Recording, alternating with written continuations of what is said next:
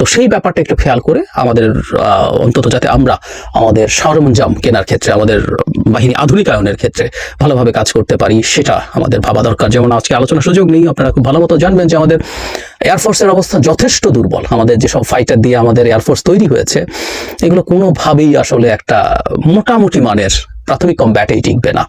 So ওই আরেক আলোচনা। সুতরাং আমাদের আসলে এই ব্যাপারগুলো নিয়ে খুব সিরিয়াসলি ভাবা দরকার, এবং ওই বাহানায় যে আমাদের ড্রোন ওরা নিয়ে এই আলাপটা করে রাখলাম এবং আমাদের এই কনসাসনেস তৈরি করি, আমরা যেন বলি যে আমরা ভারত মুক্ত, ভারতের কবল মুক্ত, ভারতের হস্তক্ষেপ মুক্ত একটা সামরিক নীতি, সামরিক স্ট্র্যাটেজি খুব দ্রুত যেন প্রণয়ন করি। প্রিয় দেশবাসী, আপনারা যে যেখান থেকে ভিডিওটি শুরু থেকে শেষ পর্যন্ত দেখেছেন, আপনাদেরকে অসংখ্য ধন্যবাদ জানাই।